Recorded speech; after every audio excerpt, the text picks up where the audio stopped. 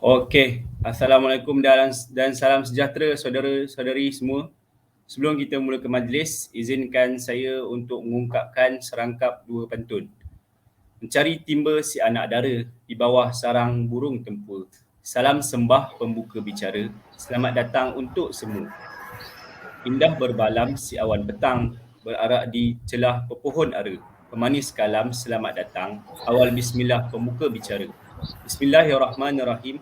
Assalamualaikum warahmatullahi wabarakatuh dan salam sejahtera saya ucapkan kepada saudara-saudari yang menyertai webinar kita pada pagi ini yang bertajuk Tahap Keberkesanan Style TJFU dalam Pendidikan Jasmani di Sekolah. Diharapkan agar saudara-saudari yang menyertai webinar kita pada pagi ini berada di dalam keadaan sihat dan ceria selalu. Alhamdulillah, syukur kehadrat ilahi kerana telah melimpahkan nikmat dan kurnianya kepada kita semua sehingga kita bersama-sama dapat berkumpul dan dalam acara webinar ini. Baiklah, sebelum saya pergi dengan lebih lanjut lagi, ada baiknya jika saya memperkenalkan diri saya terlebih dahulu. Nama saya Muhammad Badrul Aidit bin Muhammad Fuzi, merupakan pelajar daripada Universiti Pendidikan Sultan Idris yang kini berada di semester 6. Saya selaku pengerusi majlis bagi webinar yang kami jalankan ini bersama-sama juga sahabat sekumpulan yang lain. Untuk pengetahuan semua, webinar yang kami jalankan ini merupakan penganjuran daripada kursus KPR 3012 iaitu Seminar Refleksi Latihan Mengajar di bawah kendalian pensyarah kami iaitu Profesor Madya Dr. Azali bin Rahmat yang bersama juga dengan kita hari ini juga merupakan perasmi bagi webinar pada pagi ini. Untuk itu saya minta Dr. Azali untuk memberi sepatah dua kata dan seterusnya merasmikan webinar kita pada pagi ini. Dipersilakan.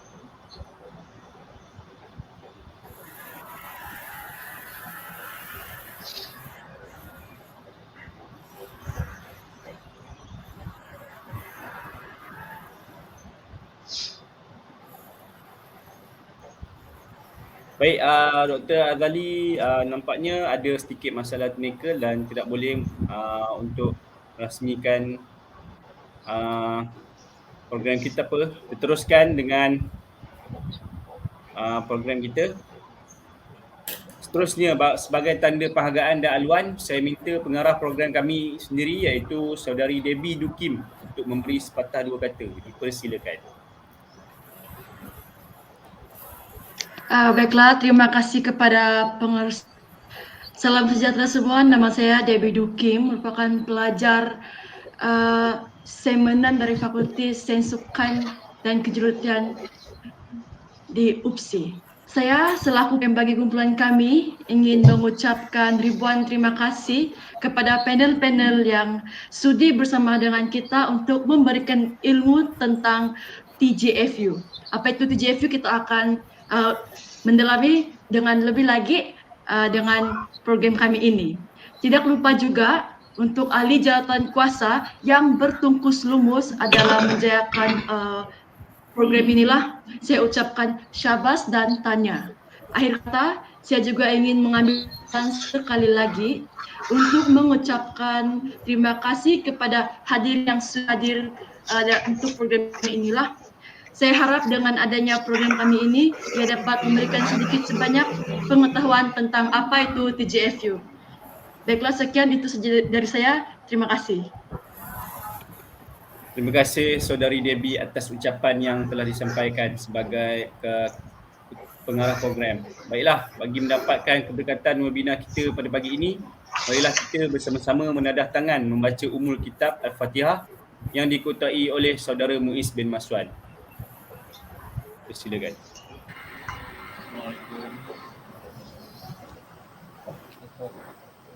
Bismillahirrahmanirrahim. Alhamdulillahirabbil alamin. Arrahmanirrahim. Maliki yaumiddin. Iyyaka na'budu wa iyyaka nasta'in. Ihdinas siratal mustaqim. Siratal ladzina an'amta 'alaihim ghairil maghdubi 'alaihim waladdallin. Bismillahirrahmanirrahim. Alhamdulillahirabbil alamin. Wassalatu wassalamu ala sayyidina Muhammad wa ala alihi wa ashabihi ajma'in. Ya Karim ya Wadud, sesungguhnya kami berhimpun pada hari ini bagi menyatakan kesyukuran di atas kurniaan-Mu yang tidak ternilai. Jadikanlah kami hamba-hamba-Mu yang sentiasa bersyukur sama ada nikmat yang sedikit, lebih-lebih lagi nikmat yang melimpah ruah kepada kami. Ya Allah, Ya Rahman, Ya Rahim, Engkau berkatilah dan rahmatilah perjalanan majlis webinar pada hari ini.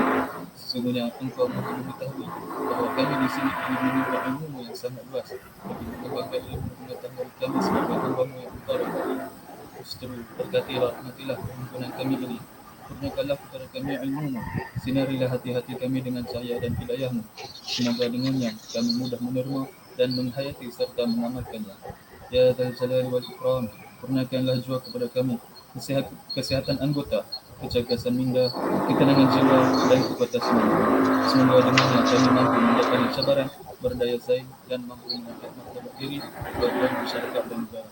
ربنا آتنا في الدنيا حسنة وفي الآخرة حسنة وقنا عذاب النار سبحان ربك رب العزة عما يصفون والسلام على المرسلين والحمد لله.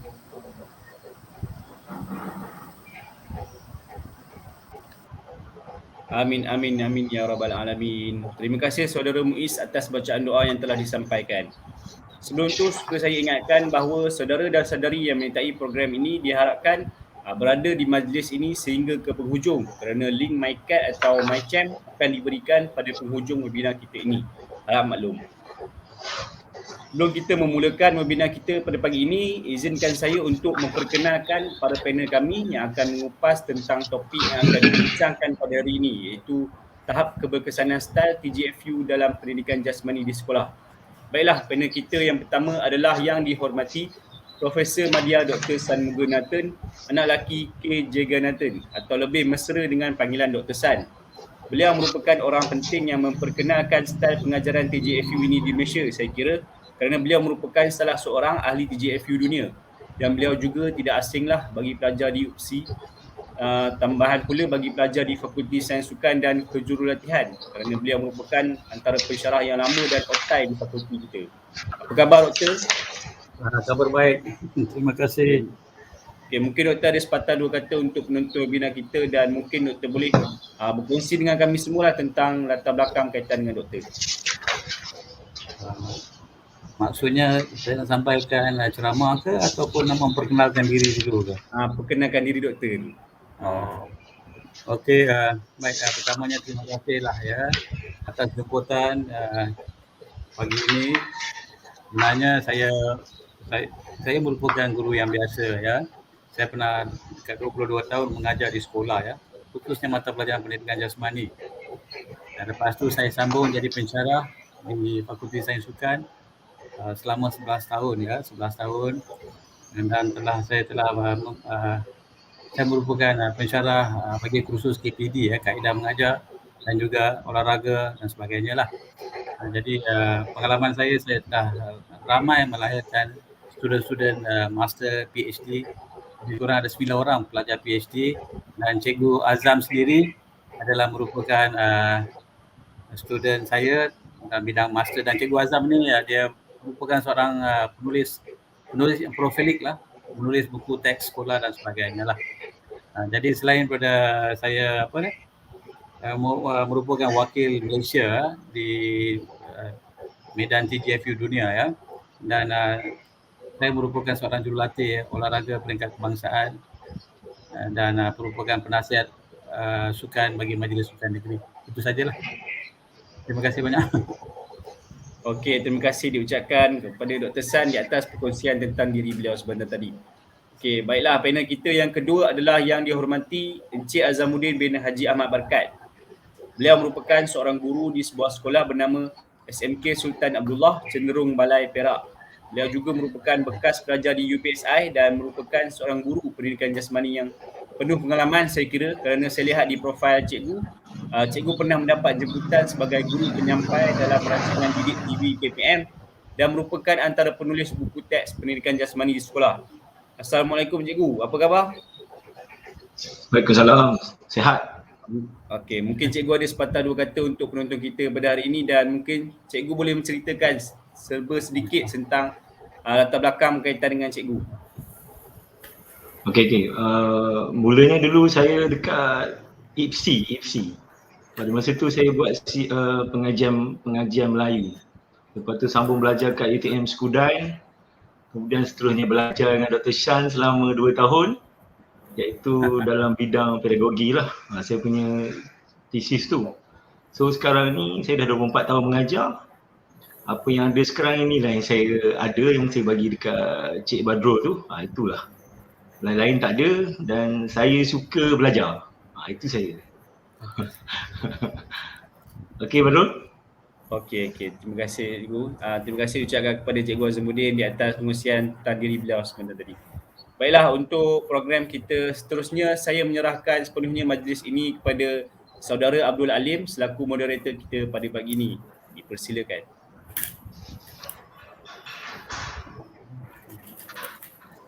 Terima kasih diucapkan kepada Tuan Pengerusi Majlis Saudara Aidit.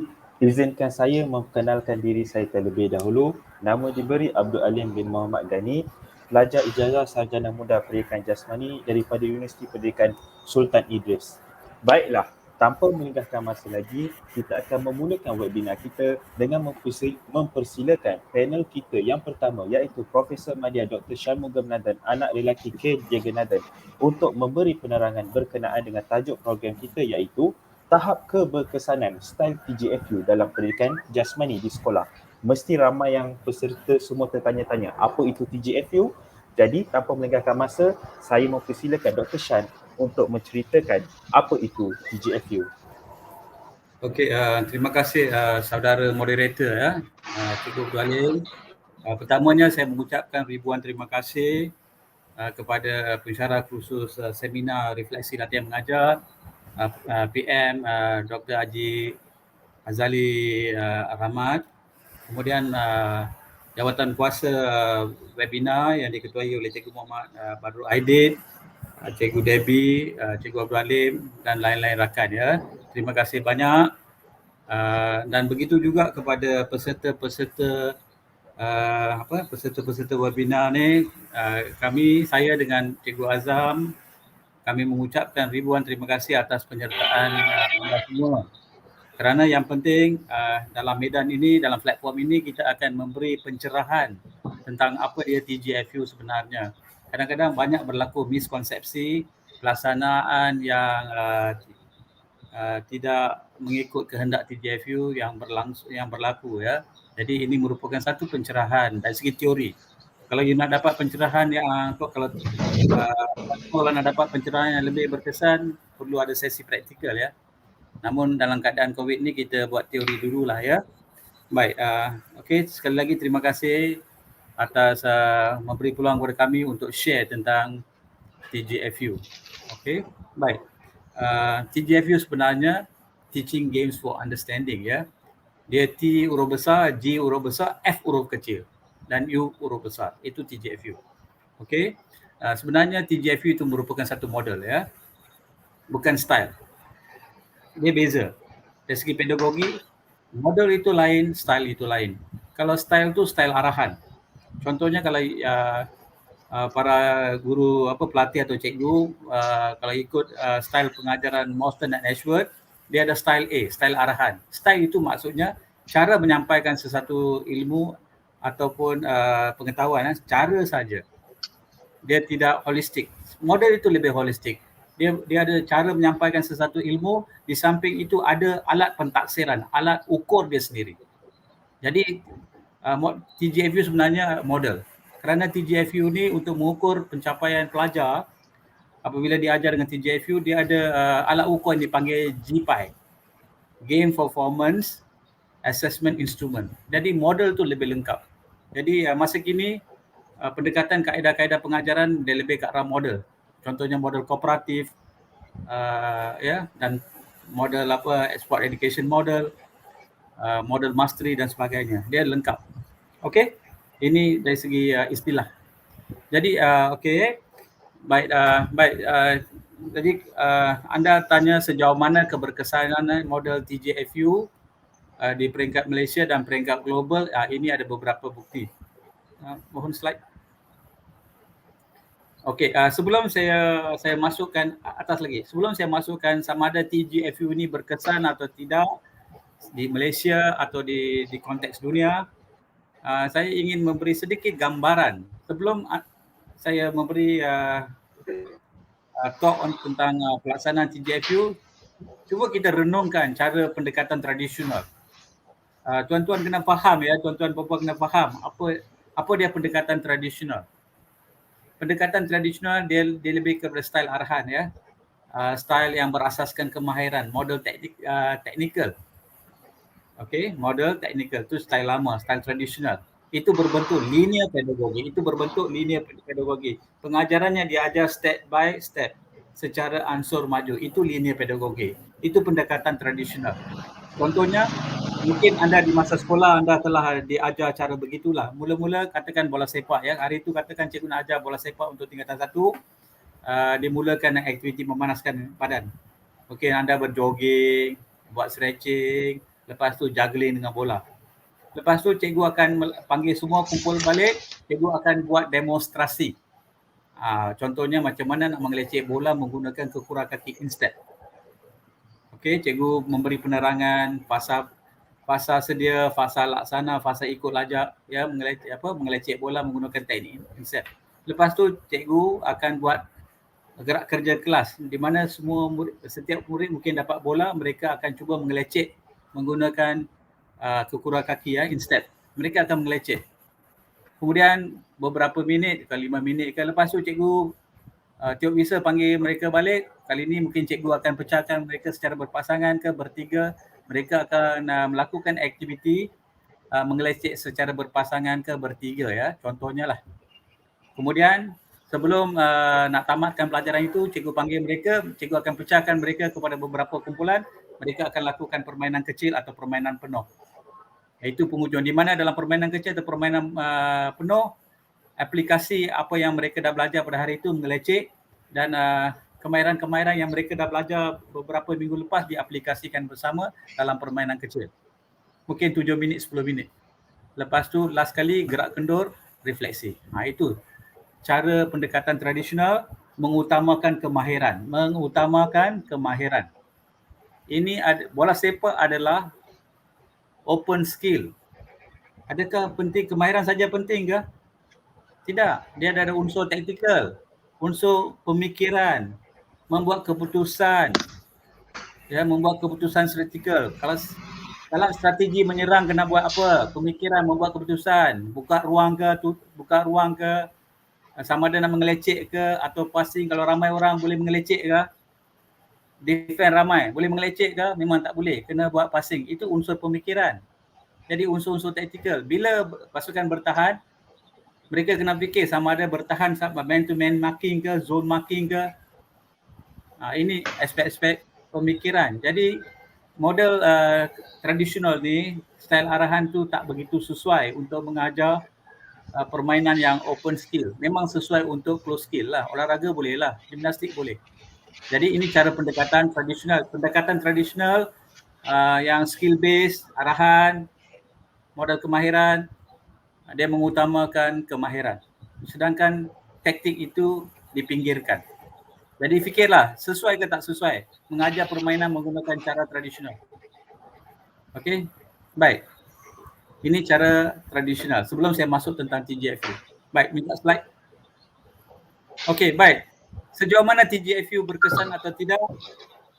Pastikan beberapa negara yang handal dalam dunia mengutamakan TJFU sekarang untuk mengajar permainan. Bukan saja dalam pendidikan jasmani tetapi dalam konteks kejurulatihan permainan ya. Banyak negara-negara termasuk Malaysia pun pun mengamalkan TGFU. Kementerian Pendidikan Malaysia, kalau cikgu-cikgu lihat DSKP, Kementerian Pendidikan Malaysia menyarankan menggunakan TGFU untuk mengajar permainan, ya. Dan semua huraian DSKP tentang permainan ada ciri-ciri TGFU, ya, dari segi psikomotor, kognitif dan afektif. Okey.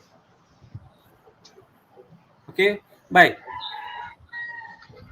Okey, dari segi istilah TGFU sendiri, TGFU dikatakan pendekatan berasaskan permainan, ya. Game based approach. Fokus supaya murid-murid pemain memahami apa dia konfigurasi permainan itu, apa dia isi kandungan permainan. Ia adalah merupakan pendekatan permainan. Ya, ianya berpusatkan kepada pelajar, learner centered and coaching practice, di mana murid-murid menyelesaikan masalah taktikal, masalah kemahiran dalam permainan, ya. Berpusatkan kepada pelajar maksudnya ianya menggunakan teori konstruktivism, ya. Kerana pelajar akan menyelesaikan, ya. Bila saya bawa bola, saya kena buat apa? Sama ada saya kena pas ke, saya kena mengelecek bola. Sama ada saya nak gunakan tendangan lerek ke tendangan lambung, ya. Dia kena fikir. Kemudian cara melaksanakan sesuatu kemahiran itu, budak kena fikir, budak akan cari maklumat-maklumat macam mana buat tendangan lerek, macam mana buat tendangan lambung. Jadi ianya berpusatkan kepada pelajar. Kalau dahulu cara tradisional cikgu muntah, cikgu bagi semua isi tentang taktik kemahiran. Tetapi TGFU, murid kena berfikir, menyelesaikan masalah. Of course cikgu bagi panduan lah, mungkin bibit bahan bantu belajar ke, video dan sebagainya. Cikgu bagi panduan untuk mereka menyelesaikan masalah taktikal, masalah kemahiran, ya. Jadi salah satu ciri TGFU, permainan itu diubah sesuai, permainan kecil, 3 lawan 3, 2 lawan 1 dan sebagainya, ya. Permainan kecil, mengapa permainan kecil penting? Kerana semua pelajar, semua murid akan ada perasaan ball feel. Mereka akan menyentuh bola. Bila banyak kali mereka menyentuh bola, kemahiran mereka akan meningkat, pemikiran mereka pun akan meningkat, ya. Permainan diubah sesuai, bukan saja permainan diubah sesuai, peralatan pun diubah sesuai, kemudian padang pun diubah sesuai, supaya murid benar-benar memahami apa itu permainan. Mereka dapat membolehkan mereka dapat berfikir secara kreatif dan menguasai kemahiran. To produce more intelligent player, TGFU bertujuan untuk menghasilkan more intelligent player. Jadi secara keseluruhannya hasil kajian TGFU setakat ini di Malaysia dalam konteks dunia pun didapati ada peningkatan keseronokan, ya. Bila cikgu gunakan TGFU berbanding dengan cara tradisional, keseronokan permainan meningkat. Murid dapat memahami satu situasi permainan, dapat menyelesaikan masalah taktikal, ya. Kemudian masalah kemahiran, mereka pandai membuat keputusan. Keputusan apa dia patut mereka lakukan. Nak pilih kemahiran yang mana yang sesuai dalam satu situasi permainan. Buka ruang, tutup ruang dan sebagainya. Tetapi peningkatan dari segi kemahiran tidak banyak beza antara cara tradisional dan cara TGFU lah. Tetapi lain-lain aspek ada peningkatan. Okey. Okey. Baik. Siapakah sebenarnya yang mengasaskan TGFU? Orang yang bernama Thorpe dan Bunker, ya. Sekitar tahun 1982 mereka hasilkan pendekatan TGFU. Macam mana idea TGFU wujud? Idea TGFU wujud apabila Bunker dan Thorpe mendapati apabila kanak-kanak itu diajar dengan cara tradisional, cara arahan, murid-murid boring. Mereka tak datang untuk ber-PJ kerana mereka kata cikgu selalu ajar skill. Sebenarnya mereka ingin bermain. Tapi cara lama menghadkan mereka bermain kerana cikgu selalu ajar skill kemahiran. Bila murid datang mereka nak main. Itu satu sebab. Yang keduanya, cara pengajaran drill, melalui drill kemahiran yang diajar dalam PJ, dalam permainan sebenarnya drill yang mereka ajar antara lerek, antara lambung secara berpasangan, dalam permainan sebenarnya mereka tak boleh guna pakai. Kerana dalam permainan sebenar ada musuh. Jadi penggunaan banyak drill itu tidak mendatangkan faedah. Cara lama banyak menggunakan drill. Jadi mereka ubah kepada banyak situasi permainan 2 lawan 2, 3 lawan 3, 4 lawan 4. Murid-murid seronok. Mereka dapat terus bermain secara tidak langsung pemikiran mereka pun meningkat dan juga kemahiran mereka juga meningkat. Jadi dengan itulah datangnya idea TGFU ni. Okey, supaya murid tak boring kerana terus bermain, ya. Baik. Okey, teaching games for understanding ini diajar berdasarkan 6 langkah yang digariskan oleh Thorpe dan Bunker. Ada 6 langkah. Yang pertama, bentuk permainan. Bentuk permainan di sininya permainan itu diubah sesuai mengikut umur pelajar, ya. Diubah sesuai mengikut umur pelajar, gelanggang, alatan dan sebagainya diubah sesuai berdasarkan ability pelajar lah, kebolehan pelajar. Kemudian langkah yang kedua, apresiasi permainan, game appreciation. Okey, kanak-kanak atau murid-murid atau pemain harus menghargai permainan. Apresiasi permainan kerana permainan itu boleh memupuk kerjasama, ada undang-undang untuk mereka menghormati dan sebagainya. Langkah yang ketiga, dalam permainan bukan saja ada unsur kemahiran tetapi taktikal. Unsur-unsur taktikal. Taktikal di sini maksudnya bila menyerang kena buat apa, bila bertahan kena buat apa, unsur-unsur pemikiran. Kena buka ruang, kena tutup ruang, kena pilih kemahiran yang sesuai, kena overlap, kena bagi pressure, ini pemikiran. Permainan ada unsur-unsur pemikiran membuat keputusan taktikal. Kemudian langkah yang seterusnya, making appropriate decision, membuat keputusan yang bijak. Kemahiran apa nak guna? Kalau nak menyerang, katakan dalam kawasan goal post, ada hanya seorang. Jadi pemain penyerang itu boleh melakukan dribble. Dia kena pilih dribble. Kalau 5-6 orang yang marking, penyerang tu kena buat apa? Dia masih dribble ke? Kalau dia buat dribble, itu keputusan decision making yang salah. Dia kena buat hantaran. Hantaran kepada siapa? Rakan sepasukan. Rakan sepasukan dia kena fikir. Dia kena buat keputusan apa? Mencari ruang yang kosong. Boleh faham tak? Harap fahamlah. Baik, lagi satu saya bagi contoh. Katakan dalam permainan badminton, Lee Chong Wei menghadap Lin Dan. Okey. Katakan Lin Dan ini berada di dekat jaring. Lee Chong Wei kena buat apa? Lee Chong Wei dia kena membuat keputusan untuk bagi shuttle itu ke arah baseline. Dia kena membuat keputusan hantar shuttle ke baseline. Kemahiran apa dia pilih? Adakah dia nak pilih drop shot? Dia kena buat lob. Nampak? Ini what to do, how to do. Jadi cara lama dia tak ajar begitu. Hanya TGFU mengajar anak-anak murid itu berfikir tentang taktikal, berfikir tentang kemahiran yang sesuai. Okey, baik. Kemudian langkah yang kelima, TGFU, walaupun TGFU mementingkan taktikal, membuat keputusan, tetapi TGFU mengajak cikgu-cikgu supaya anak-anak murid atau pemain itu menguasai kemahiran. Sesuatu kemahiran.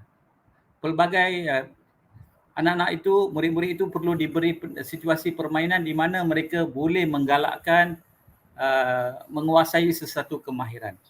Bila 5 langkah ini sudah dilaksanakan, diharapkan prestasi mereka akan meningkat di bawah langkah performance. Dalam performance itu TGFU menggunakan alat ukur yang dipanggil GPI untuk mengukur prestasi pemain-pemain dari segi psikomotor, kemahiran, dari segi decision making, kognitif dan juga efektif, sama ada mereka bekerjasama atau tidak. Di penghujung talk ini ada saya bagi alat ukur untuk mengukur satu alat ukur yang saya ubah sesuai daripada GPI untuk mengukur domain psikomotor, kemahiran, domain pemikiran, decision making, kognitif dan juga efektif. Okey, jadi pendek kata di sini TGFU ini diajar menggunakan 6 langkah. 6 langkah itu harus direfleksikan dalam RPH sekiranya cikgu nak mengajar menggunakan pendekatan TGFU. Okey. Baik, seterusnya. Baik, saya sambung ciri-ciri TGFU. Permainan itu permainan mini yang diubah sesuai menggunakan peralatan, menggunakan undang-undang, ruang dan sebagainya. Kalau perhatikan gambar raja yang saya bagi itu, ada berapa lawan berapa ya? 1 lawan 1 pun ada, 2 lawan 2 ada, 4 lawan 4 ada. Pelbagai variasi anda boleh gunakan. Tapi gunakan variasi yang rendah kepada variasi yang lebih tinggi supaya intensity aktiviti itu akan ditingkatkan. Mula-mula warm up intensity rendah ya. Intensity rendah ke moderate. Kemudian perkembangan dia moderate kepada vigorous. Jadi ubah suailah pemain dan pemain, peralatan, gelanggang supaya intensiti permainan dapat ditingkatkan. Ingat, TGFU ini dijalankan supaya pemain akan bermain secara berterusan. Dia tak berhenti buang masa ya. Kalau cara lama pemain berhenti, cikgu bagi penerangan dan sebagainya, banyak buang masa. Tapi kalau gunakan pendekatan TGFU secara tidak langsung, kecergasan pemain akan meningkat kerana aktiviti dijalankan secara berterusan. Kardiovaskular, aerobik, anaerobik, ketangkasan, ya semuanya akan meningkat kerana permainan berterusan. Cubalah, kalau saya ada satu pengalaman, anak murid saya yang bernama Cikgu Amirul pernah mengajar hoki. Yang sedang mengajar hoki di Sekolah Sukan Mutiara Impian di Pulau Pinang. Dia menggunakan pendekatan TGFU untuk mengajar hoki. Anak-anak murid dia berjaya memenangi pingat emas dalam MSSN. Begitu juga pendekatan TGFU yang digunakan oleh Cikgu Bahar di Sekolah Menengah Mutiara Impian dan Sepak Takraw, mereka memenangi pingat emas, saingan sukma dan sebagainya. Jadi cuba gunakan pendekatan TGFU untuk dalam konteks kejurulatian. Prestasi boleh meningkat. Okey. Jadi mengapa permainan mini? Permainan mini ini akan membantu kefahaman seseorang pemain itu dalam permainan. Permainan mini itu dia dapat banyak pengalaman. Kalau banding dengan permainan 11 lawan 11, apa akan jadi ya? 11 lawan 11. Ada masanya seseorang pemain itu tidak dapat ball feel.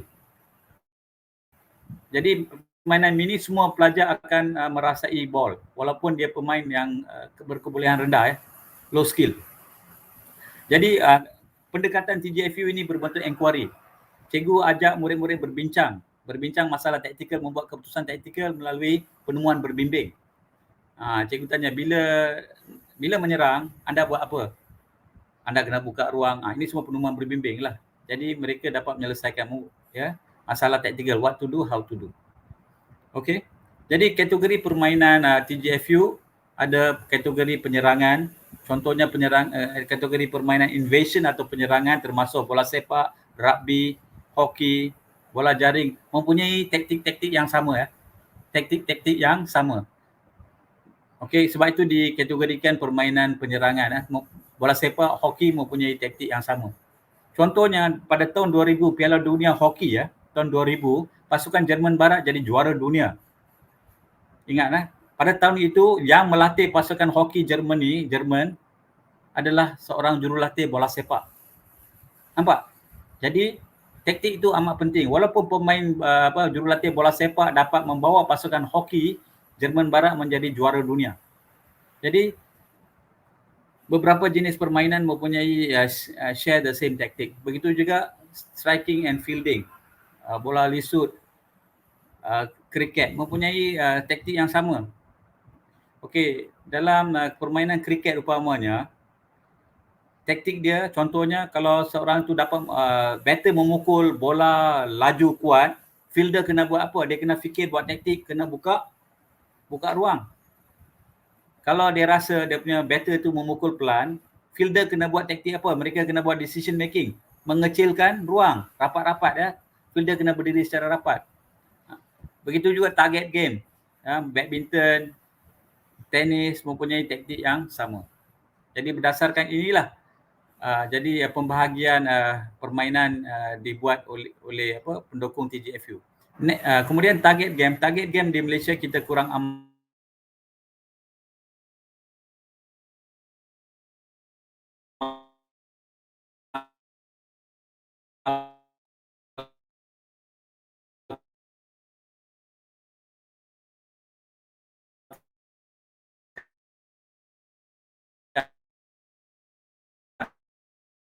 untuk diajar. Slide yang seterusnya. Halo. Okey. Baik. Cuba kita lihat bagaimana satu sesi PDP permainan yang ajar dia menggunakan pendekatan TGFU. Apa beza PDP dengan PDPC? PDP dia guru bagi semuanya, PDPC guru menjadi fasilitator. Dia lebih kepada pemudah cara. Jadi maksudnya kalau kita mengajar olahraga menggunakan arahan lebih kepada PDP lah, pengajaran dan pembelajaran kan. kalau menggunakan arahan. Kalau kita menggunakan TGFU, dia lebih berpusatkan kepada pelajar, lebih sesuai menggunakan istilah PDPC. Ya, pembelajaran pemudah caraan. Okey, itu satu istilah yang saya rasa sesuai lah ya. Tak tahulah, mungkin istilah ni boleh didebatkan. Mungkin Cikgu Azam ada pandangan lain, nanti Cikgu Azam boleh kemukakan lah. Baik, macam mana kita nak jalankan satu sesi pengajaran TGFU permainan ya. Saya ambil contoh bola sepak ya. Tingkatan 1, mengelecek dan tendangan lambung contohnya lah. Okey, mula-mula aktiviti memanaskan badan. Kalau tradisional mereka berlari, berjogging, buat stretching, buat drill bola sepak ya secara tradisional. Tapi pendekatan TGFU, mereka boleh memanaskan badan. Kalau cikgu bagi bola lembut, macam beach ball ke bola tampar yang lembut, mereka boleh memanaskan badan menggunakan bola, peralatan bola ya. Mungkin hari tu kita nak ajar mengelecek tendangan leret, tendangan lambung. Mungkin dalam set induksi cikgu mungkin tunjuk satu permainan bola sepak ada unsur tendangan leret, tendangan lambung, mereka tengok, cikgu memperkenalkan tajuk. Kemudian mereka boleh memanaskan badan menggunakan bola lembut, mungkin bergerak dengan bola, lepas tu tendangan leret, tendangan lambung, sebab bola lembut tu tak akan cederakan mereka. Okey, dalam masa yang sama mereka buat stretching dan sebagainya lah. Jadi kita kata strategi peralatan ya. Memanaskan badan, pendekatan moden menggunakan strategi peralatan, lebih spesifik kepada apa yang nak ajar hari itu. Okey, lepas mereka dah memanaskan badan, cikgu kumpulkan mereka. Kali ini cikgu bincang. Cikgu bincang aspek taktik. Hari itu tajuk dia tendangan leret, tendangan lambung kan. Jadi cikgu bincang. Bila masa menggunakan tendangan leret? Bila masa tendangan lambung? Jadi cikgu akan mengajar untuk budak fikir. Agaknya bila menggunakan tendangan leret tendangan lambung, bila masa agaknya? Kalau kita punya partner tu rapat kita guna tendangan leret. Tendangan leret lah. Kalau dia jauh, tendangan lambung kita partner pakai kita jauh. Kemudian kalau padang tu basah, berhujan, tendangan lambung lebih sesuai lah. Jadi aspek-aspek ini, kalau musuh kita pendek, mungkin kita boleh guna tendangan lambung dan sebagainya kan. Okey, jadi cikgu akan bincang, lepas tu cikgu agihkan mereka kepada beberapa kumpulan, mereka akan bermain permainan mini, permainan kecil. Kali ini permainan kecil bukan pentingkan kemahiran mereka cuma aplikasi taktik. Bila nak guna tendangan leret, bila nak guna tendangan lambung. Faham? Jadi kemahiran belum penting lagi di sini. Hanya cuma taktik. Bila nak guna tendangan leret, tendangan lambung. Permainan mini, aplikasi taktik. Harap jelas ya setakat ini. Okey, kemudian mereka main 5 minit ke 7 minit, cikgu akan panggil balik. Kali ini cikgu akan bincang macam mana execute, macam mana melaksanakan kemahiran tendangan leret dan tendangan lambung. Okey, cikgu akan gunakan bahan bantu belajar, BBB, di mana ada butiran-butiran tendangan leret, tendangan lambung. Cikgu akan tanya pelajar, ini penemuan berbimbing. Okey, kalau you nak tendang bola dalam fasa persediaan, macam mana? Fasa laksana macam mana? Fasa ikut lajak macam mana tendangan leret? Begitu cikgu akan tanya murid berdasarkan bahan bantu belajar, macam mana nak lakukan tendangan lambung? Fasa sedia macam mana? Fasa laksana macam mana? Fasa ikut lajak macam mana? Jadi murid akan bincang. Murid akan bagi jawapan. 2 persoalan cikgu bagi. Macam mana nak tendangan leret? Macam mana nak buat tendangan lambung? Jadi murid akan bincang, murid akan bagi idea macam mana nak tendangan leret, tendangan lambung. Kalau dahulu cikgu akan ajar setiap butiran supaya mereka dapat tendangan leret, tendangan lambung, itu tradisional. Tapi dalam TGFU, idea-idea itu mesti datang daripada pelajar. Macam mana idea datang daripada pelajar? Berdasarkan bahan bantu belajar yang disediakan oleh guru. Ataupun untuk pelajar-pelajar yang lebih advance, mungkin mereka boleh cari dalam Google dan sebagainya. Okey? Baik, lepas bincang, mereka sama ada mereka aplikasikan dalam situasi permainan, tendangan leret, tendangan lambung. Kalau kita dapati anak murid kita lemah, tak cukup berkemahiran, kita boleh buat latih tubi sedikit secara berpasangan. Tendangan leret, tendangan lambung. Tetapi lebih dinamik, berpasangan tapi tengah-tengah masukkan seorang pengadang. Itu lebih ke arah TGFU. Ada opponent. Tapi ingat apa yang terjadi, mengapa di negara-negara barat TGFU dia berkembang dengan baik, kerana apabila mereka dah umur 6 tahun atau 7 tahun, kanak-kanak itu dilengkapi dengan fundamental movement skill. Bukan saja berlari, berlompat, membaling, kilas dan sebagainya, mereka diajar cara mengelecek, cara memukul, cara menangkap dan sebagainya. Jadi kalau di negara kita, kalau anak-anak murid kita tak kuasai sesuatu kemahiran, kita boleh buat latih tubi. Latih tubi itu merupakan satu pendekatan tradisional lah, bukan TGFU. Tetapi saya sengaja masukkan di sini, kalau anda dapati anak murid you masih lemah dalam kemahiran, you boleh gunakan latih tubi kemahiran. Tetapi jangan lama sangat. Kalau you buat secara berpasangan, A tendang, lerek, B menyerkap, B tendang balik pada A tendang lambung, B menyerkap, tendang balik, itu secara tradisional ya. Itu ada lebih statik. Kalau ada seorang pengarang di tengah-tengah, itu lebih dinamik, bergantung kepada keadaan. Kalau anak murid lemah, mau tak mau buat secara berpasangan. Lepas tu you progress, letak seorang tengah sebagai pengadang. Okey? Bergantung kepada, kalau sekolah sukan, tak payah latih tubi lah, terus boleh pergi permainan mini, aplikasi dan taktik dan kemahiran. Okey? Okey, langkah yang seterusnya aplikasi permainan mini. Kali ini aplikasi sudah latih tubi, boleh aplikasi taktik dan kemahiran. Taktik apabila nak tendang lerek, bila tendang lambung, kemudian melakukan tendangan lerek, tendangan lambung dan teknik yang betul dalam satu permainan mini yang satu lagi. Kemudian permainan mini yang last kali sebelum warm down, gerak kendur, permainan mini mungkin you boleh tingkatkan intensity dia. Mungkin one touch atau mungkin you letak 4 tiang gol. Secara lazimnya 2 tiang gol kan untuk satu pasukan kan. Mungkin you letak 4 tiang gol. Jadi maksudnya mereka akan bermain dengan begitu laju, intensity permainan akan ditingkatkan.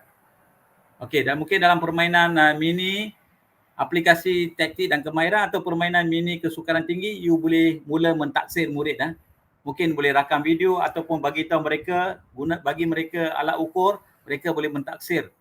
Boleh buat pentaksiran secara sendiri, pentaksiran guru atau kumpulan, pencapaian kemahiran mereka, membuat keputusan dan sebagainya. Ya. Kena awal-awal kena bagi tahu murid untuk tentang pentaksiran, baru mereka dapat taksirkan kebolehan mereka. Sama ada guru nak taksir boleh, cikgu kena rakam video.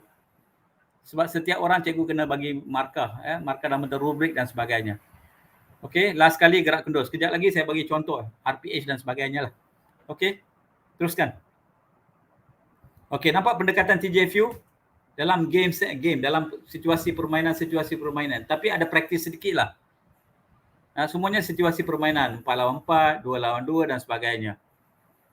Ya, drill kurang. Dalam TGFU drill kurang. Kalau murid lemah kita boleh buat drill, hanya jangan lama sangat. Okey. Nampak dia punya formasi dia dalam banyak situasi permainan, game form. Praktis sedikit drill lah tu. Okey, teruskan. Okey, baik. Saya bagi satu contoh ringkasan RPH Arab. Jadi bakal guru yang sedang mengajar boleh dapat satu contoh. Ini satu contoh ya. Ada pelbagai cara anda boleh buat lah. Okey, tengok RPH ni bola sepak tingkatan 1 ya.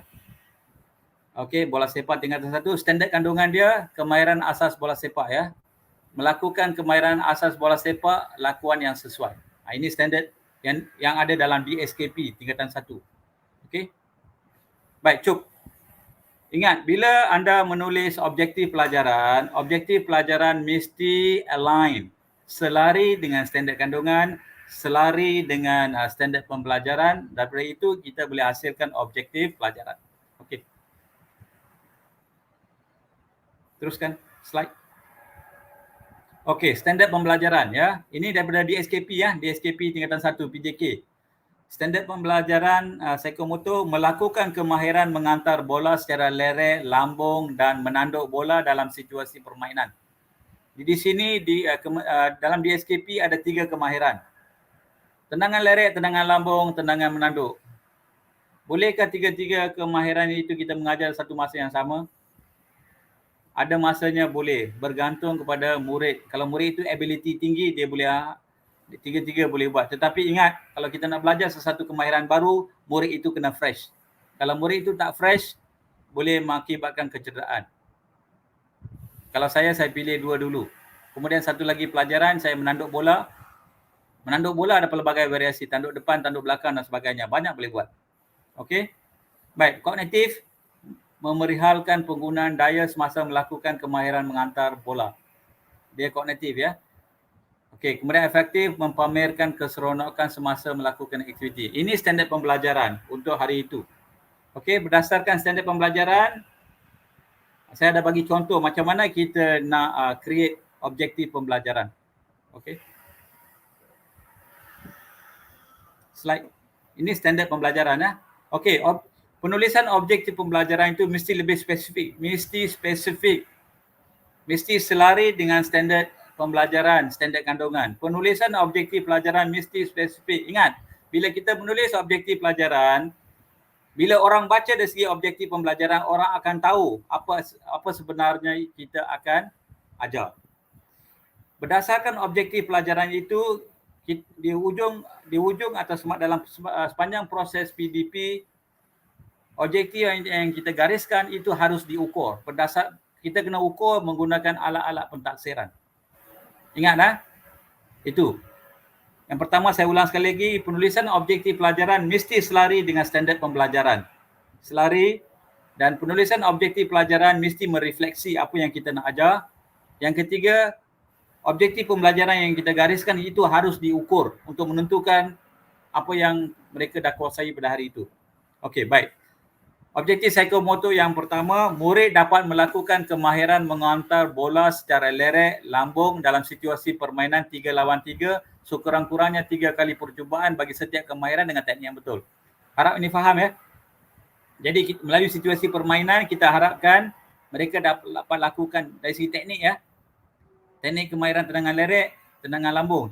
Kurang-kurang 3 lerek, 3 lambung mereka dapat lakukan dengan teknik yang betul di sepanjang beberapa situasi permainan. Itu selari dengan standard pembelajaran.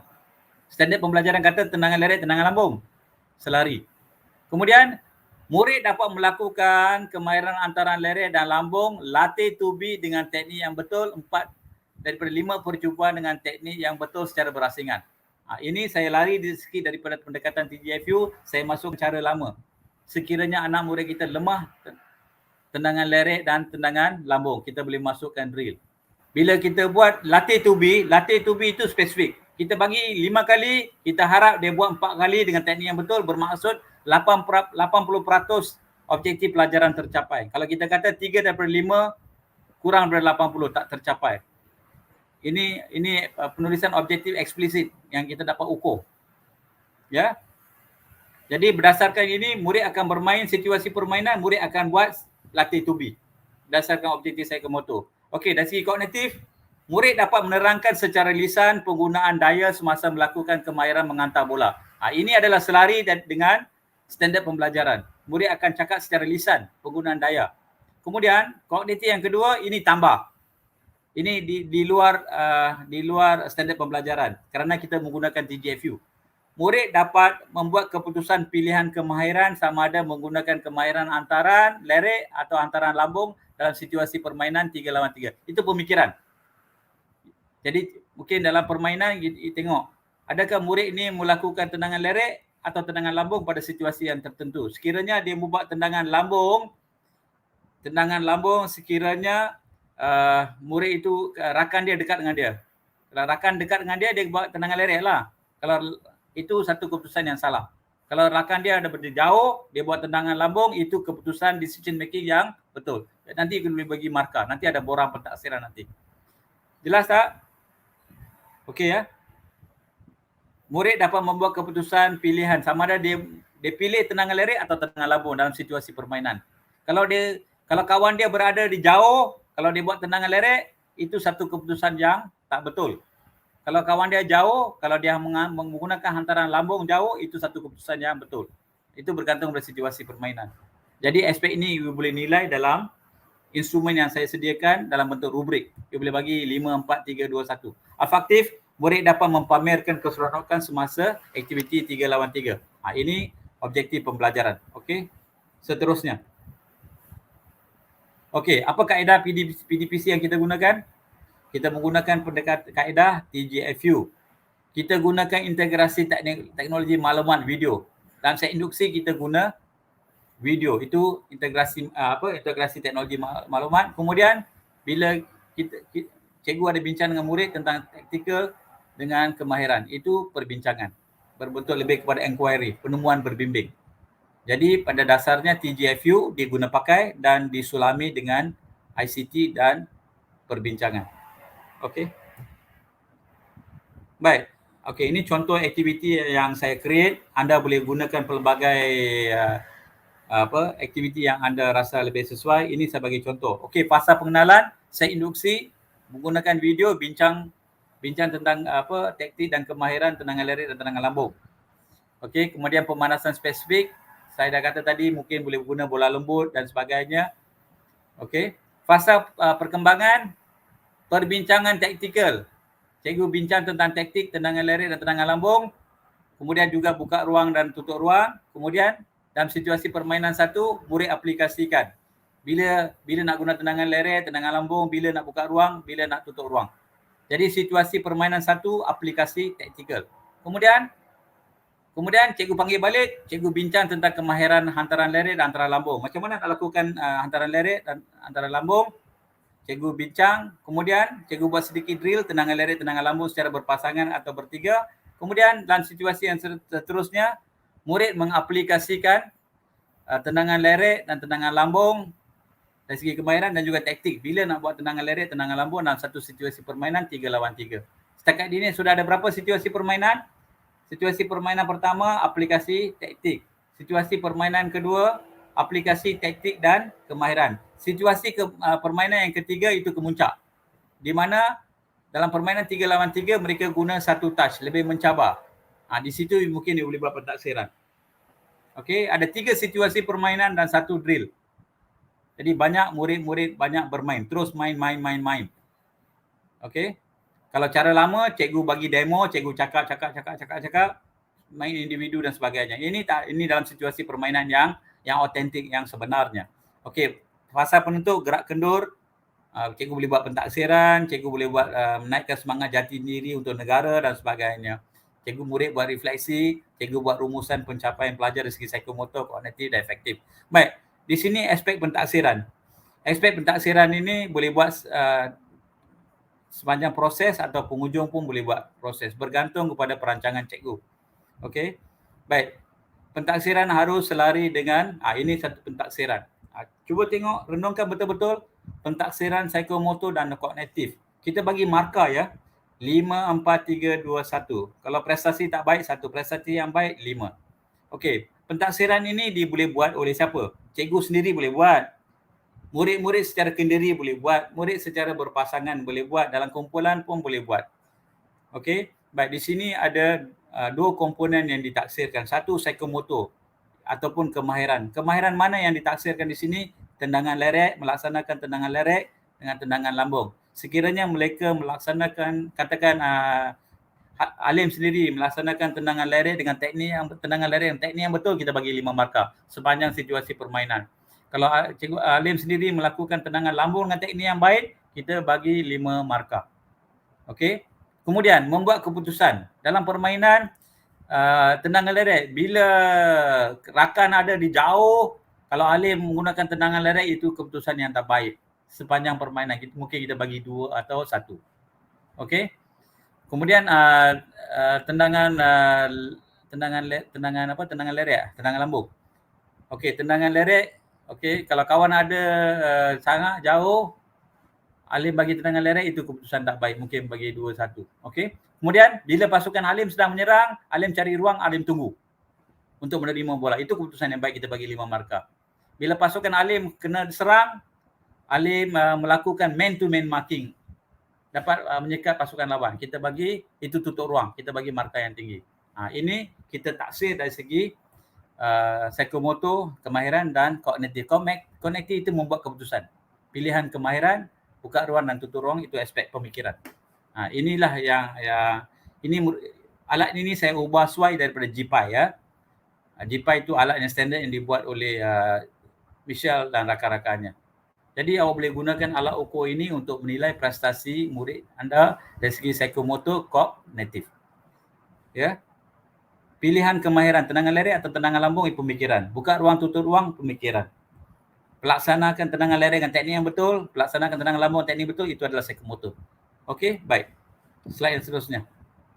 Okey, ini adalah pentaksiran efektif. Adakah mereka bekerjasama dengan baik? Bagi markah 5, 4, 3, 2, 1. Pentaksiran boleh buat secara individu, secara kumpulan, cikgu dan sebagainya. kelakuan yang diterima 5 markah, tak terima 1. Okey, dan lain-lain. Ini pentaksiran efektif.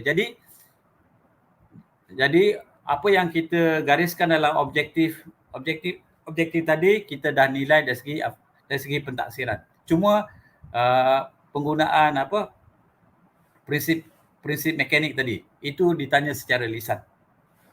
Ya, lain-lain semua apa yang kita gariskan dalam objektif pelajaran itu harus ditaksirkan mula atau penghujung atau di sepanjang proses PDP. Okey? Ada lagi? Okey, itu saja buat setakat ini. Okey, terima kasih diucapkan kepada Dr. Shan. Terima kasih diucapkan kepada Dr. Shan atas penerangan yang penuh bermanfaat itu tadi. Jadi Dr. Shan pun dah ambil dekat 40 minit. Kita bagi rehat sebentar lah untuk Dr. Shan untuk minum air ke apa. Jadi sambil tu kita ke panel seterusnya. Encik Azamuddin atau lebih mesra dipanggil sebagai Cikgu Azam.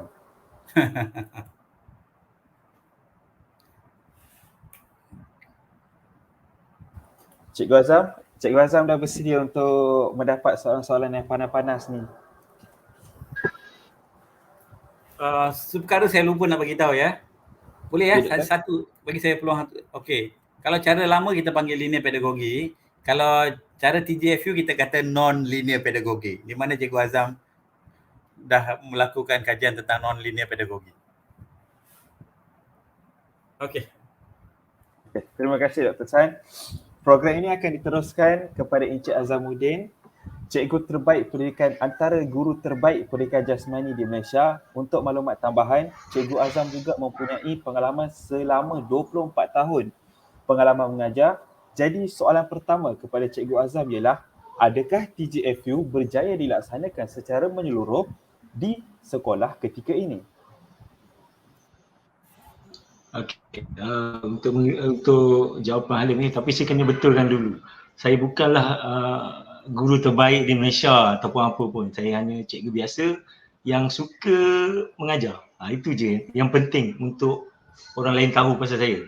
Okey, kalau dari segi teori, ini nak menjawab soalan ni. Dari segi teori, saya percaya semua cikgu PJ yang option di Malaysia faham. Sebab apabila pelaksanaan KSSM, mereka hendakkan TGFU ni diajar menggunakan model ataupun kaedah TGFU. Okey, sebelum konsep ini, model ni sampai ke sekolah-sekolah, BPK telah mengadakan satu program dinamakan penyebaran DSKP. Okey, penyebaran DSKP. Di mana dia akan panggil cikgu-cikgu ataupun jurulatih kebangsaan JUK untuk menerima first pengalaman lah tentang pendedahan TGFU. Kemudian JUK pula pergi ke negeri-negeri dan mereka pula akan menerangkan kepada JUN, iaitu jurulatih utama negeri. Jadi secara teorinya sepatutnya semua guru PJ tahu dan kenal TGFU. Tetapi pada pandangan saya secara praktikal tidaklah. Kalau saya kata bagi untuk praktikal ni cikgu-cikgu laksana kat sekolah ataupun memahaminya, pada saya hanya 50% sahaja. Okey. Contoh kawasan di sekolah saya ataupun di kawasan saya ni, Hilir Perak, saya tengok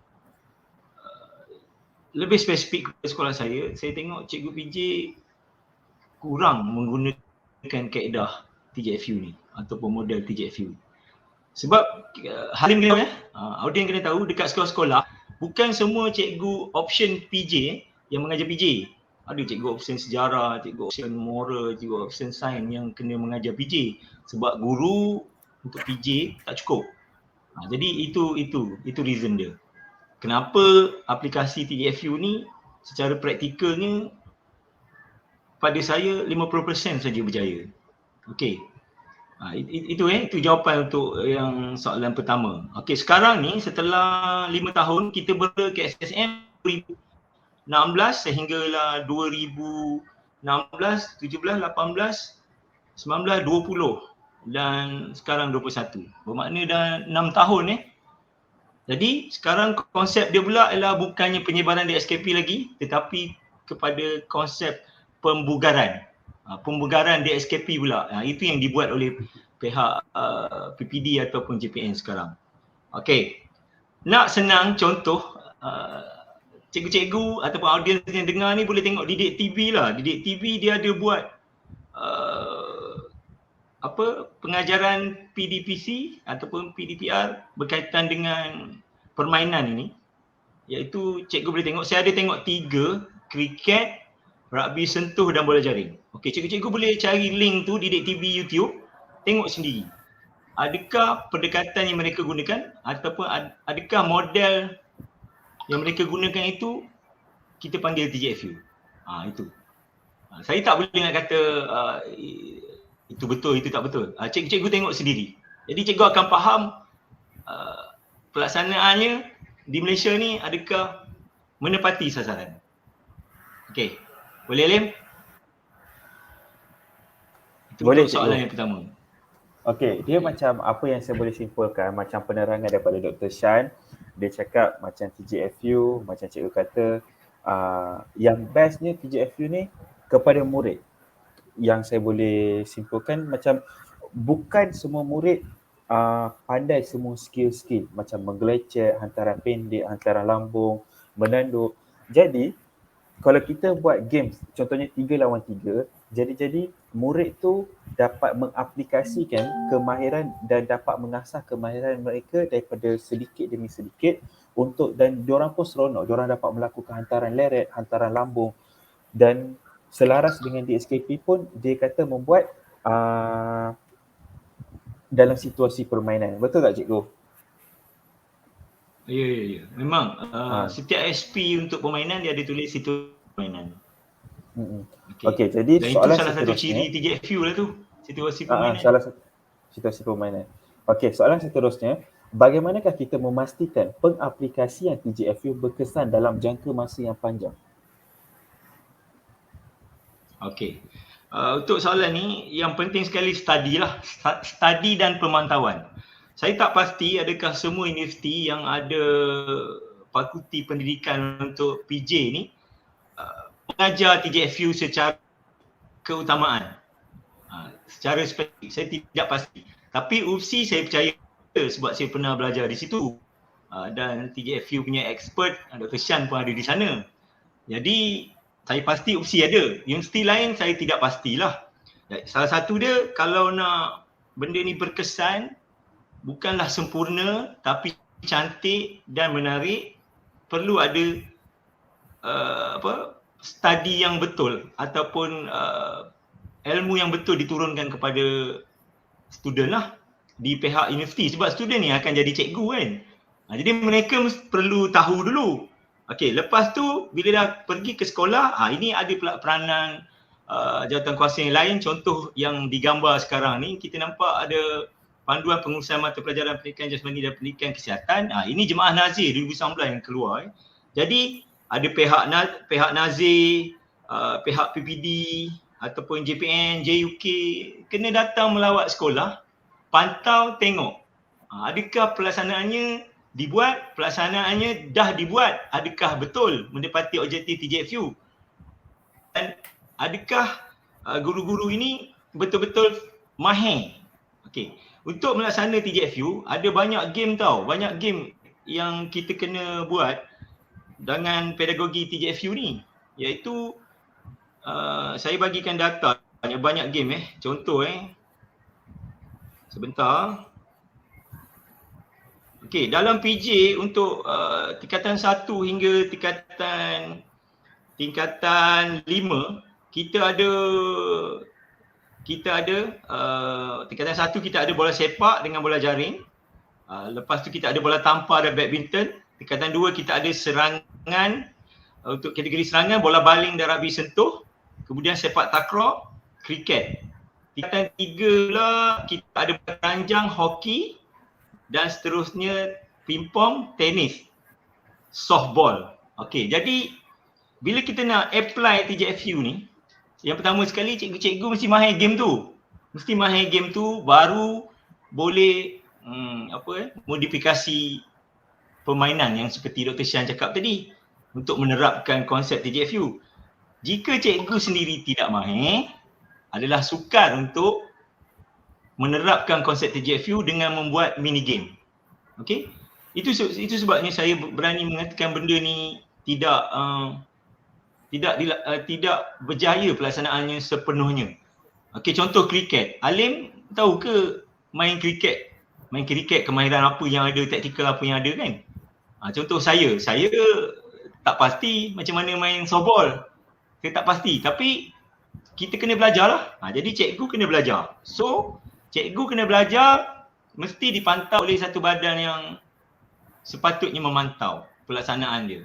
Baru dia akan sampai kepada bentuk ataupun jangka masa yang panjang di sekolah-sekolah. Okey, Alif? Okey cikgu, terima kasih cikgu. Maksudnya dia macam sebab orang macam soalan kedua kan dia kepada macam pengaplikasian TGFU macam dekat sekolah kebanyakannya yang mengajar PJ pun bukan major dia PJ. Dia minor PJ. Lepas tu betul. Untuk dia belajar pedagogi secara pendidikan jasmani tu tidak se-efisien macam, bukanlah kata kami ni tahu semua, tapi macam budak-budak sains sukan daripada UPSI kebanyakannya tahu apa tu TGFU misalnya.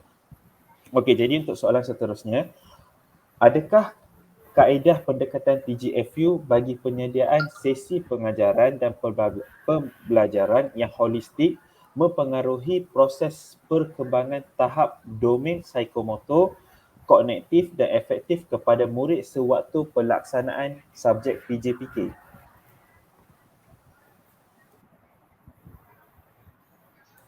Okey, untuk ini sebenarnya pada saya TGFU ni bagus.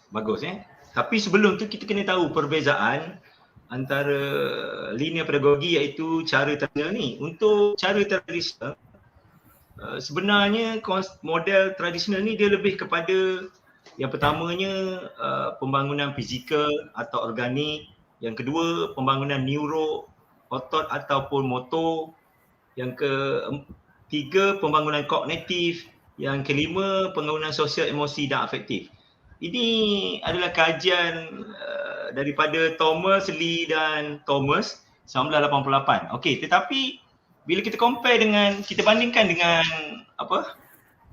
TGFU TGFU ni kalau Todd and Bunker dia lebih mengutamakan konsep psikologi itu sebagai teras utama tau. Sebab dari penerangan Dr. Shan tadi kita ada tengok budak lebih mahir dari segi kognitif. Dari segi kognitifnya dia boleh menerangkan kenapa perlu tendangan lerit bila kawan anda, pasangan anda dekat, tendangan lambung bila pasangan anda jauh. Betul? Okey, jadi itu sebenarnya kognitif berdasarkan psikologi, dia memahami. Dan selain daripada itu TGFU ni dia boleh settle masalah taktikal tau. Taktikal. Sebab dalam TGFU konsep ataupun klausul taktikal tu sangat penting. Kemudian budak happy sebab peraturan permainan pun kita dah modify dan dia bebas untuk main, taklah terlalu rigid dengan game sebenar. Juga murid-murid dia boleh menilai kemampuan mereka masing-masing antara kawan-kawan dalam permainan tu dengan simulasi game yang kita buat. Okey.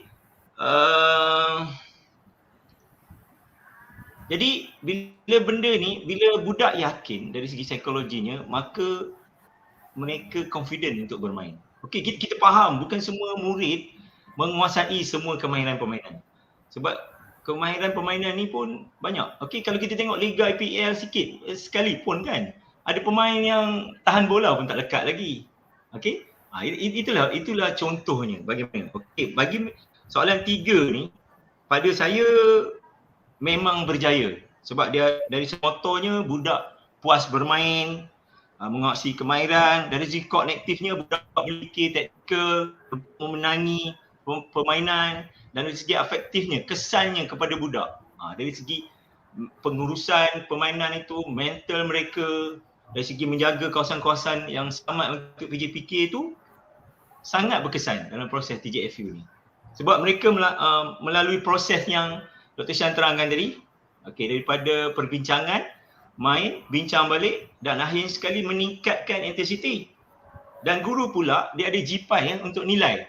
GPAI ni sebenarnya penting untuk cikgu-cikgu sebab kami kena buat PBD. Berdasarkan GPAI yang Dr. Shan tunjuk tadilah, PBD sepatutnya dilaksanakan. Baru ada, betul tak? Baru ada kan? Baru ada. Ataupun kita boleh gunakan kamera untuk tangkap video. Boleh tengok, murid boleh tengok kembali apa yang mereka buat, apa betul, apa yang salah. Jadi pada saya, secara holistiknya, perkembangan psikomotor, kognitif dan afektif itu sewaktu pelaksanaan subjek PJPK ni berjaya. Okey, terima kasih. Kiranya dia tak ada istilah lah macam setengah orang yang kata TJFU ni tak sesuai digunakan di Malaysia. Jadi dengan penerangan Cikgu Azam bagi tu, memang TJFU tu berjaya untuk domain psikomotor, kognitif dan afektif. Untuk soalan seterusnya, adakah wujud perbezaan yang signifikan dalam pelajar memahami kemahiran sesuatu sukan melalui kaedah tradisional atau kaedah TJFU, pendekatan TJFU? Okey, betul, tepat sekali. Memang ada perbezaan signifikan. Sebab ada pengkaji yang mengatakan pendekatan tradisional ni adalah lebih kepada model arahan tau. Prinsip penjalan tradisional di mana guru memberi arahan dan murid menurut sahaja. Itu yang utama dari dulu. Cikgu adalah segala-galanya. Tetapi sekarang ni, dulu kita panggil berpusatkan guru. Sekarang PDPC berpusatkan student. Berpusatkan murid-murid. Pendekatan TJFU ni dia pada satu masa kita nampak dia macam mencadangkan permainan sebenar tu dikelon. Betul Dr. Shan? Betul Dr. Shan? Ya. Dia macam clone game yang tu dalam bentuk mini, ya? Ya, betul. Lepas tu kemudian dia ubah suai pemain dari segi apa semua fizikal, cuma skill dia tak ubah. Tak bolehlah kau tendang lerit engkau ni. Tetapi dari segi konsepnya macam mana nak menghantar bola tu lerit dalam TJFU pun tak cakap. Dia tak cakap. Boleh macam mana cara sekalipun. Lepas tu undang-undang, peraturan kita ubah, bagi dia lebih warna lah pada murid-murid ni. Sebab budak-budak ni dia nak happy je sebenarnya. Dia nak happy. Tapi happy tu, kegembiraan mereka bermain tu kita kena bimbing. Jangan lepas saja Lepas tu guru sebagai pembimbing sahaja. Pembimbing dan saya suka kata guru sebagai pengkritik. Contohnya Halim main. Halim, you tak boleh main begini. You patutnya tendang bola bukan tendang kaki lawan kan. Macam tu. Kita kritik dia, kritik dengan yang dengan bahasa yang baik dan sebagainya. Jadi kalau nak tanya pasal signifikannya untuk permainan dalam PJ, yes, betul. Memang ada perbezaan signifikan dari segi model TJ tradisional. Model tradisional. Dia ada beza. Memang banyak beza dia. Namun begitu, bila saya tengok Dr. Shan tunjuk tadi, lesson note dia ada juga latih budak drill dan saya pernah tengok Dr. Shan ajar badminton di sekolah saya. Daripada situ saya tengok Dr. Shan pun ada tengok dia tarik budak ke tepi. Bila budak tu masa tu badminton ni nak buat servis, tak lepas-lepas. Dr. Shan tarik, ada betulkan. Itu pun boleh, tapi jangan memberhentikan semua murid yang bermain tadi. Itu pun cara pelaksanaan TJFU. Boleh. Kan? Sebab kita di sekolah Alim kita cuma kalau ikut keliling ni bilangan 9 tahun 2016 ni, kekelilingan iktisad kementerian ni, kita sejam satu hari dan selama seminggu 2 jam. Kemudian pembahagian permainan ni dengan topik-topik lain dia dah tetapkan. Contohnya bola sepak 4 jam. Contoh. Itu mungkin tidak tepat sebab saya tak tengok pun dekat ni. Tetapi memang begitulah. Kemudian PJ tu mesti di selang-seling. Kalau hari Senin PJ, selepas tu. Kalau tak hari Rabu, hari Khamis boleh atau hari Jumaat. Dia macam tu. Jadi kalau perbezaan signifikan memang betul ada. Memang ada. Memang nampak. Memang nampak dari psikologi dan dari segi kemahiran. Dan guru pun sebenarnya mudah untuk menilai murid untuk buat PPT ni. Ya. Okey. Betul cikgu. Terima kasih atas Okey, Lin, soalan itu yang jawapan saya untuk soalan yang keempat. Kiranya dia macam waktu sebab saya pun anak murid Dr. Shan. Dr. Shan selalu dia bagi tahu dia tak ada satu kaedah yang terbaik yang menyatakan kaedah saya lah yang paling berjaya dalam mengajar. Betul tak Dr. Shan dulu waktu kelas KPD, Doktor? Ya. Jadi seseorang guru tu perlu memainkan peranan lah. Contohnya macam Cikgu Azam tadi bagi contoh masa Dr. San ajar badminton, dia tarik budak yang lemah tu untuk buat drill dalam 5 minit, lepas tu dia masuk dalam situasi permainan. So daripada situ kita boleh jadikan pelajar yang mahir lah untuk semuanya. Betul tak? Dan walaupun skill dia untuk pentadbiran JPI tu dia takkan dapat kurang daripada 3. Dia akan lebih daripada 3. Seterusnya soalan agak cepu emas kepada Cikgu Azam. Di Eropah, Amerika dan negara Asia seperti Jepun menggunakan TGFU di sekolah rendah sahaja. Manakala di Malaysia untuk sekolah menengah. Apakah idea cikgu untuk memperkasakan subjek pendidikan jasmani di sekolah? Okey. Memang kalau kita tengok kajian-kajian pun yang overseas punya, yang luar negara punya pun, kita tengok mereka membuat kajian ni TGFU kepada murid yang berumur bawah 12 tahun, ya, bawah 12 tahun. Tapi di Malaysia ni, di negara kita, soalan ni sebenarnya saya tidak boleh menjawabnya. Yang menjawabnya adalah KPM lah dan BPK. Kenapa mereka apply TGFU dan cuba apply TGFU di sekolah menengah, macam tu. Jadi kalau pendapat peribadi, bagus untuk apply sebab kita mendahului Europe, Amerika dan Jepun ni. Pada saya lah, sebab setakat itulah kajian saya. Mungkin Dr. Shan dia ada kajian yang lain yang maknanya ada TGFU ni di negara luar pun dah mula buat di peringkat tertinggi. Tetapi dalam tim hoki Australia, saya tengok dalam satu YouTube, dalam video YouTube, mereka menggunakan untuk mengajar hoki wanita tu menggunakan kaedah TGFU untuk ajar tactical. That's mean maksudnya memang orang kata memang objektifnya ke arah yang lebih daripada 12 tahun lah. Sebab dalam pengajaran sukan profesional, mereka dah guna pendekatan taktikal TGFU ni, kaedah TGFU. Jadi kalau KPM nak buat ni, sekarang ni dah sampai form 4 dan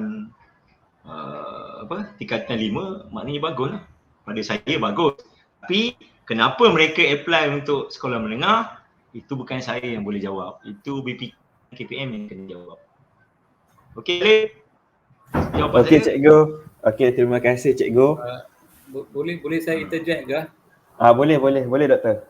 Macam Cikgu Azam cakap tu, di Australia, pasukan hoki Australia tu menggunakan pendekatan dipanggil game sense. Game sense. Dia memang TGFU tapi mereka gunakan jenama game sense. Ciri dia sama dengan TGFU. Jadi kesesuaian penggunaan TGFU dia boleh merentasi daripada sekolah rendah ke sekolah menengah dalam coaching konteks. Dewasa pun boleh guna. Tetapi yang penting di sini kemahiran motor asas murid-murid sekolah rendah, ya, kurang bawah 9 tahun harus menguasai fundamental movement, ya, pergerakan motor asas seperti yang saya kata, berlari, melompat, ya, membaling, lokomotor, non lokomotor, termasuk sport specific skill seperti mengelecek, menendang, membaling, batting dan sebagainya harus dikuasai. Itu yang paling penting untuk sekolah rendah, ya, sekolah rendah bawah sekolah rendah bawah 7 atau 8 tahun itu harus dikuasai. Kalau kita nak maju dalam bidang pendidikan jasmani atau dalam konteks coaching di Malaysia, kemahiran pergerakan motor asas itu perlu diberi perhatian. apa saja kaedah kita gunakan di sekolah mendengar dan sebagainya boleh berkesan, tetapi kalau tanpa kemajuan pergerakan motor asas susah, sukar. Apa kaedah kita guna pakai pun susah. Jadi kena beri perhatian kepada pergerakan motor asas. Beberapa kajian yang pernah dibuat oleh Dr. Masri umpamanya, Dr. Ishak mendapati murid-murid bawah 70 tahun belum menguasai pergerakan motor asas. Mereka mengkaji beberapa negeri. Selangor salah satu negeri. Jadi perhatian harus diberi kepada pergerakan motor asas. Umur dah 7 tahun, sepatutnya anak-anak kita di Malaysia harus menguasai pergerakan motor, fundamental movement skills. Okey, itu sajalah. Betul. Terima kasih Dr. San. Pandangan peribadi saya. Betul Dr. Dan saya pun setuju dengan pandangan peribadi Dr. San dan apa yang dikatakan oleh Cikgu Azam. Contohnya kita boleh mengambil contoh player-player yang terhebat macam Mbappe, macam Messi, semuanya diorang menguasai skill sesuatu permainan itu ketika diorang di bangku sekolah lagi. Sebelum masa diorang 2-3 tahun dah, diorang dah mempunyai skill untuk diorang boleh berjaya sampai hari ini. Jadi untuk sesi soal jawab, kita beralih kepada soalan-soalan yang daripada Facebook. Antara soalan daripada soalan daripada Xavier Gabio.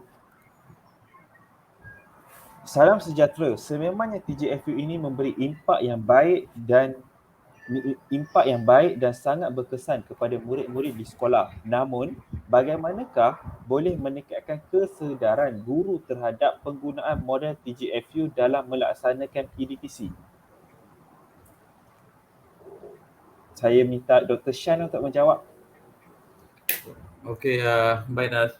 Untuk meningkatkan kesedaran di sekolah, di kalangan guru pelatih dan sebagainya, perlu ada klinik-klinik lah. Klinik-klinik memperkenalkan TJFU secara teori dan praktikal.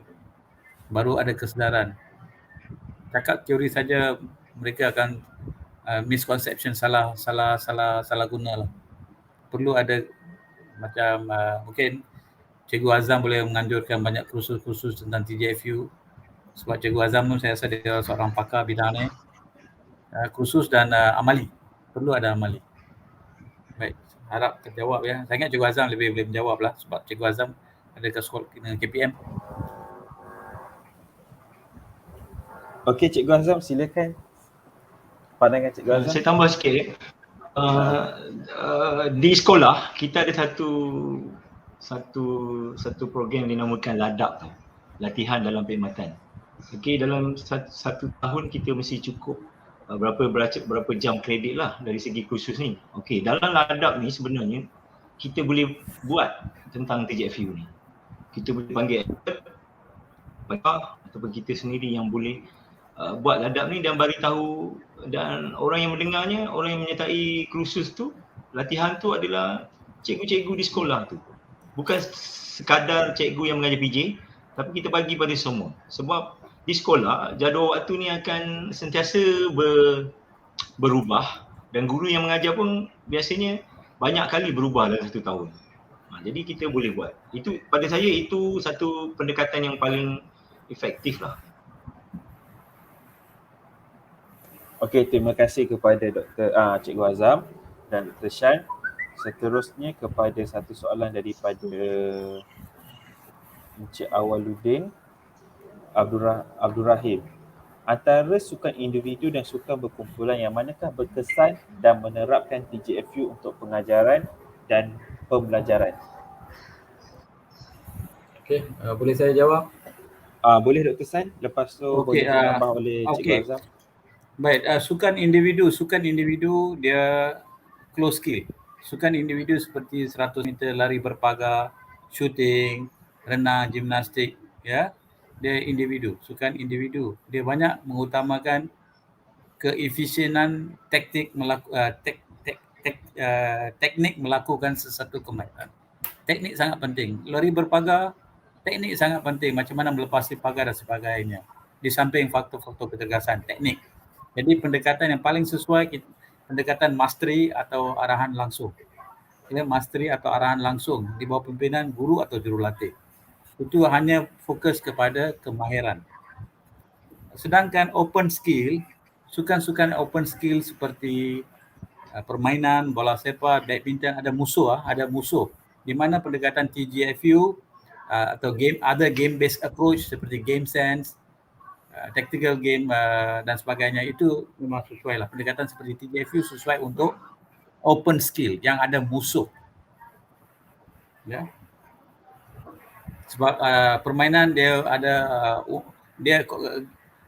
konfigurasi permainan mengandungi bukan saja kemahiran, dilakukan teknik yang betul, ada unsur-unsur pemikiran, decision making, what to do, how to do dan sebagainya. Jadi pendekatan TGFU sesuai untuk TGFU itu merupakan satu pendekatan game based approach. Okey. Sesuai untuk permainan.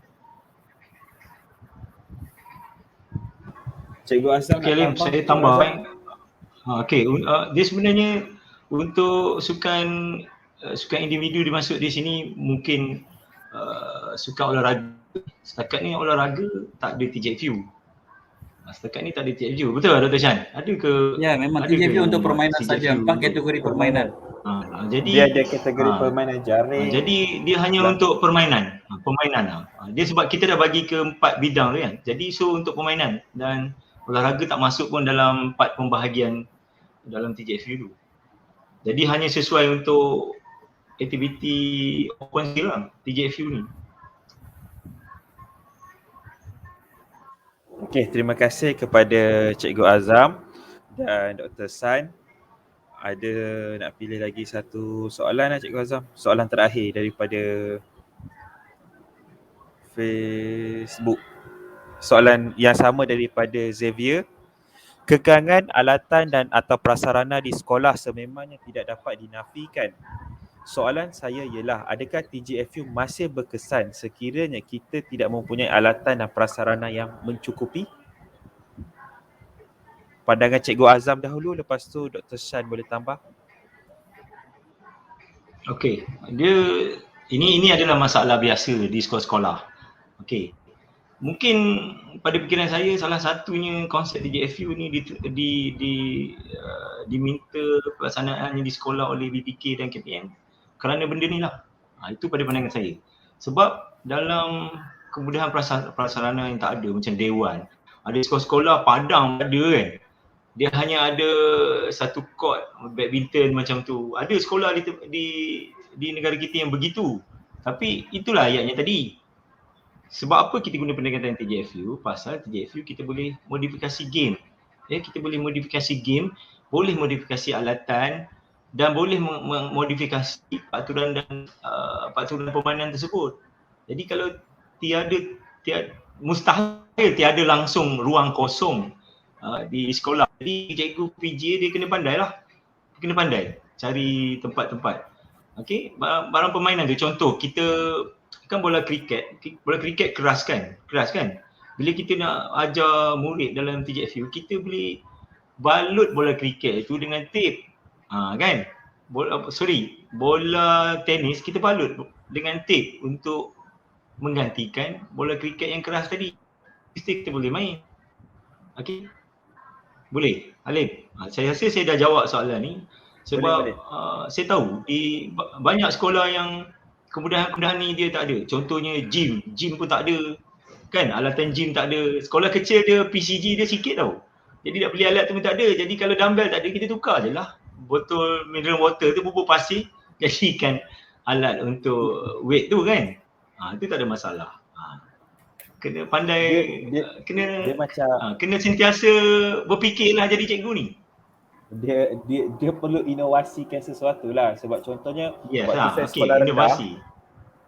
saya sekolah rendah, sekolah saya dia tak ada gelanggang bola. Sebab saya sekolah dekat salah satu sekolah vernacular. So dia hanya ada padang bola keranjang je. Lepas tu padang dia kecil. Jadi waktu saya kecil, waktu saya kat sekolah tu, memang PJ ni ibarat saya tak belajar lah. Dekat sekolah tu dia akan ambil untuk ajar subjek matematik lah, sains lah, macam tu. So Dr. San nak tambah untuk soalan tadi, Doktor? Okey, contohnya macam katakan nak ajar badminton, tak ada gelanggang badminton.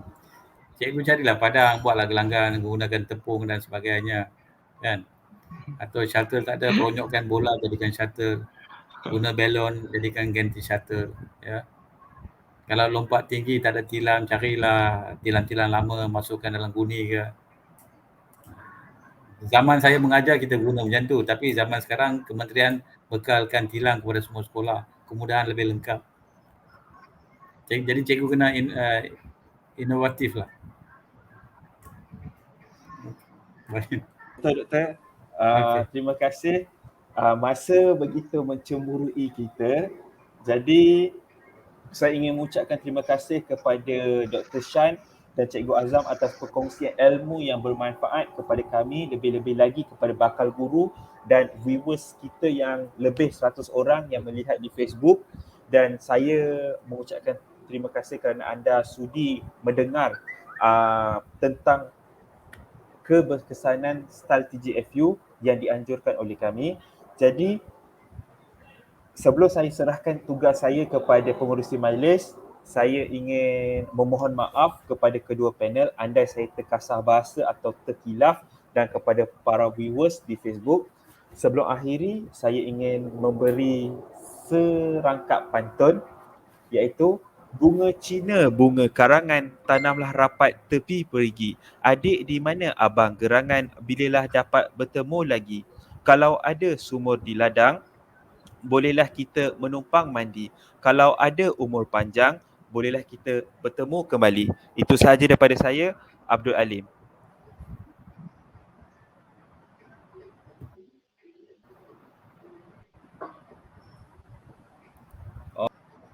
Terima kasih saudara Abdul Alim selaku moderator kita dan barisan panel yang telah menjawab segala persoalan dengan baik. Okey, berpantun-pantun saudara Abdul Alim. Okey, baiklah. Kita sudah pun sampai di penghujung webinar kita. Sebelum itu, saya ingin merakamkan jutaan terima kasih kepada barisan panel kita di atas perkongsian yang sangat bermanfaat yang dikongsikan buat kami pada hari ini. Diharapkan agar penonton, khususnya bakal-bakal guru maupun mahasiswa-mahasiswi dapat mengambil ilmu yang dikongsikan oleh para panel kita dan dapat mengaplikasikannya serta diguna pakai pada hari-hari mendatang.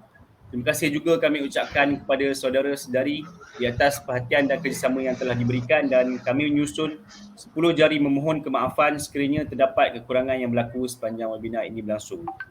Sesungguhnya yang baik-baik itu datang dari Allah SWT dan yang buruk itu datangnya daripada diri kami sendiri. Sebelum itu, suka diingatkan kepada peserta mengenai link MyCat atau MyChamp telah diberikan seperti yang telah dijanjikan di ruangan komen. Harap maklum. Sebelum kita mengakhiri webinar ini, marilah kita bersama-sama menonton video lagu daripada Universiti Pendidikan Sultan Idris yang bertajuk Cemerlang Bersama.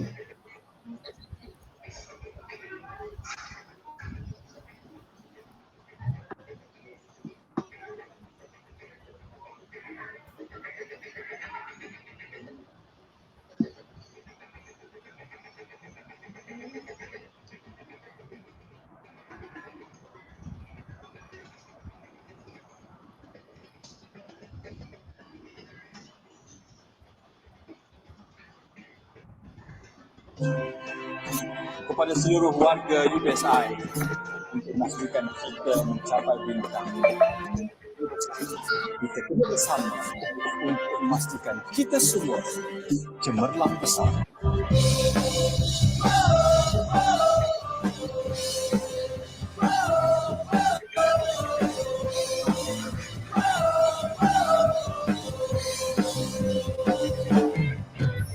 Saling menghargai, saling berbudi, sanjung tinggi tradisi. Akademik dan akhlak terpuji, seimbang dan gemilang. Kita dan aku maka berpadu, mewarna cipta yang sama. Genggam tanganku, lakukanlah segera. Bersama dengan semangat membara, UPSI dipuncak bersama. Ayo cemerlang bersama dengan semangat membara, Ini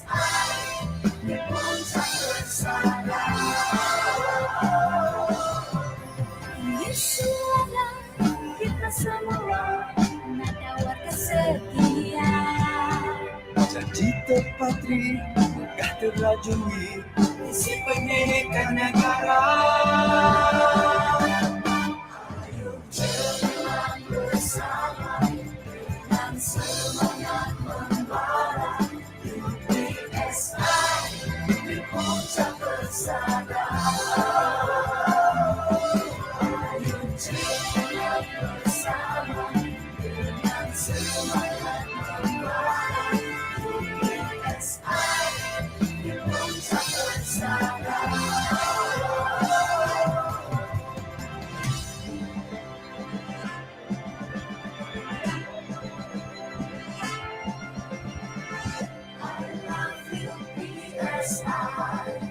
You love UPSI. We love UPSI. I love UPSI. You love UPSI. We love UPSI. Ayo jalan bersama dengan semangat membara. UPSI di puncak persada. Ayo jalan bersama dengan semangat membara. UPSI di puncak persada.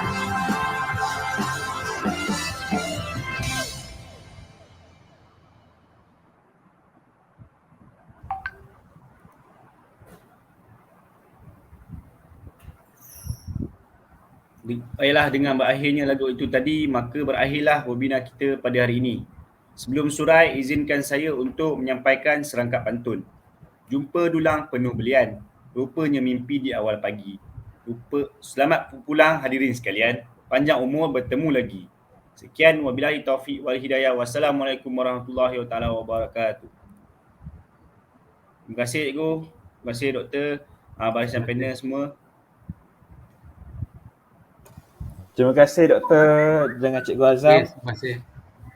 Terima kasih Badrul. Okey, baik-baik cikgu.